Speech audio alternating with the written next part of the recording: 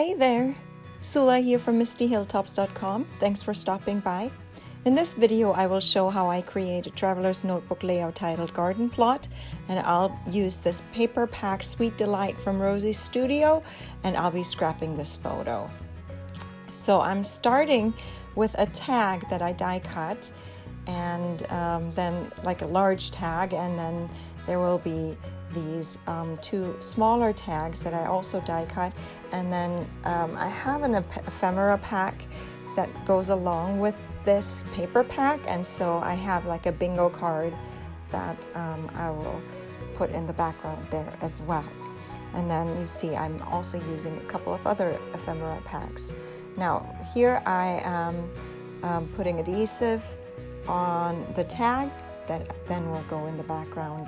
That will be the foundation of my cluster there, and as usual I'm working with a traveler's notebook size page, and so the tag is longer than the pages are wide, so it goes across the two pages, and that's always the challenge because I have to make sure that the two pages align perfectly when I glue something down.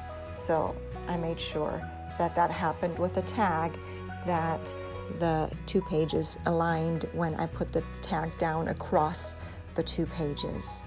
Now I'm adding the other pieces that I already prepared for this layout, and again I'm arranging the various parts and gluing them down.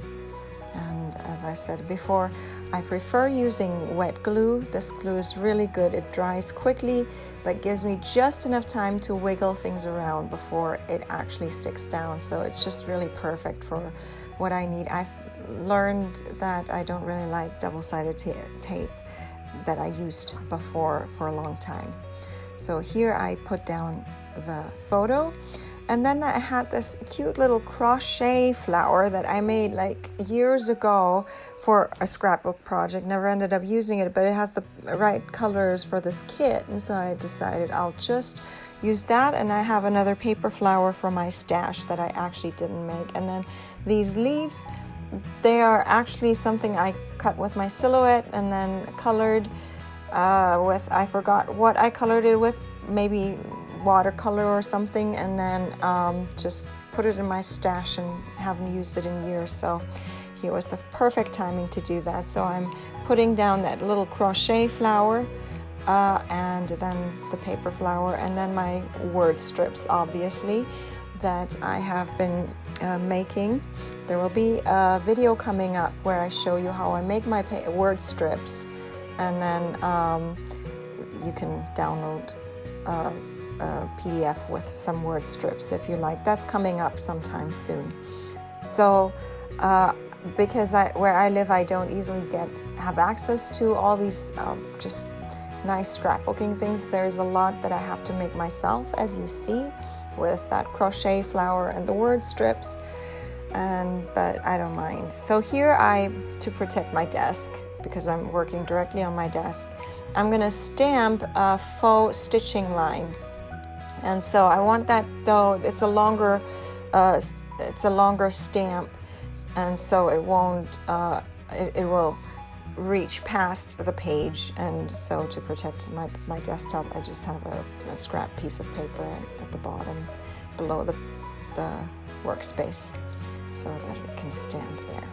So here then I will be putting my title down. Once again, this title was die cut. I watercolored this, and then with just, I think it's green watercolor, and then just used one of my die cut alphas to cut it out, and now it's going down on my page. And it's a simple title because the main cluster up there is where I want the attention to be at. So these are the last finishing touches to this page, and here I'm still trying to see if I have some more word strips that I really kind of wanted to go there, but then I decided to not use them, so that's that. Now comes the last part where I flip over the page and then cut the two pages apart again, right through the center, and I can see the line, and that's that. I hope you enjoyed this video. Here are a few more close-ups of the page, and subscribe if you like, and hit the like button if you like this video. Thanks for watching. Bye.